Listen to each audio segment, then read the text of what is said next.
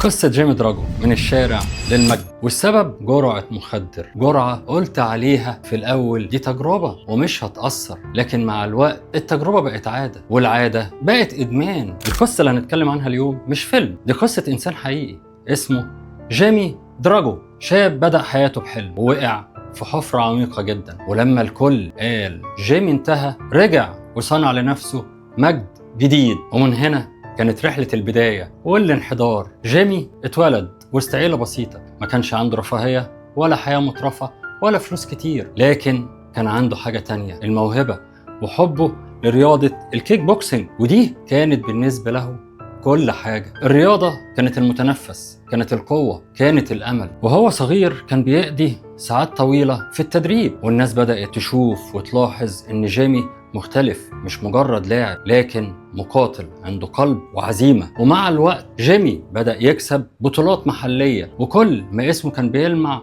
غروره كمان كان بيكبر. تخيل معايا شاب في بداية العشرينات فجأة بقى ليه جمهور وليه ناس بتشاور عليه وبتقول ده بطل المستقبل. لكن في وسط ده كله كان في حاجة صغيرة بدأت تدخل حياته، السهر، الحفلات، والناس اللي بتقول لك جرب دي مرة وما فيهاش حاجة. واحد صاحبه عرض عليه أول مرة، اداله جرعة وقال له دي حاجة بسيطة هتخليك تنبسط تروق دماغك شوية. في الأول جيمي رفض، لكن مع الإلحاح ومع حب الفضول اللي عنده جرب. ومن هنا بدأت الحكاية. الجرعة الأولى جرت التانية والتالتة، الموضوع اتحول من مجرد تجربة لشيء أساسي في حياته. جسمه بدأ يطلب المخدرات ودماغه بقت أسيرة لفكرة التعاطي. جيمي كان بطل رياضي، لكن ببطء بدأ يخسر كل حاجة. في خلال سنتين بس حياته انقلبت. خسر ألقابه الرياضية، خسر لياقته اللي بناها بسنين عرق وتعب ومجهود، ودخل في مشاكل قانونية بسبب المخدرات. والصحافة اللي كانت بتكتب عن انتصاراته بقت تكتب عن سقوطه، وأحيانا كان بينام في الشارع. تخيل بطل بينام على الرصيف، ومن الرصيف ده بدأت رحلة القاع. جيمي بنفسه قال في مقابلة أنا كنت ميت وأنا عايش، كل يوم كنت بصحى ومش عارف إزاي هكمل. الكلمة دي يا جماعة مؤلمة جدا، إنك تبقى عايش بجسدك بس لكن روحك مش موجودة. إصابات جيمي القديمة من الرياضة رجعت توجعه، رجعت تؤلمه، صحته اتدهورت، شكله اتغير، الناس اللي كانوا حواليه اختفوا واحد ورا التاني، وصاحبه اللي عرض عليه المخدر لأول مرة ما كانش موجود، هو كمان اختفى. ومع اختفاء الناس هي دي اللحظة اللي المدمن بيكتشف فيها انه فعلا وحيد لو حواليه ناس، هو من جوه فاضي. ومع الوحدة والعزلة كانت نقطة التحول في حياة جيمي. في القصص دي في لحظة مختلفة، لحظة زي المراية بتوريك انت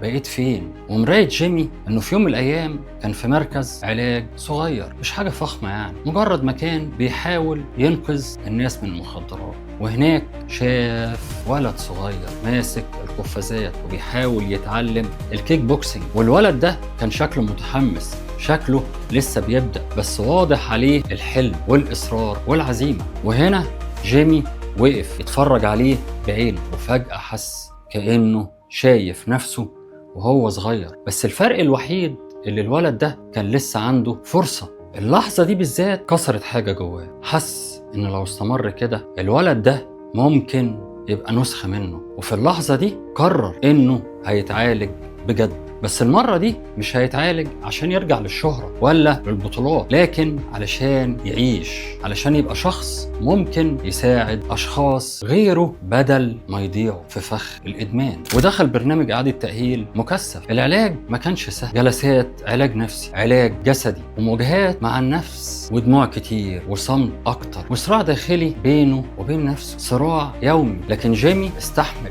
وبعد شهور طويلة بدأ يستعيد صحته تدريجيا.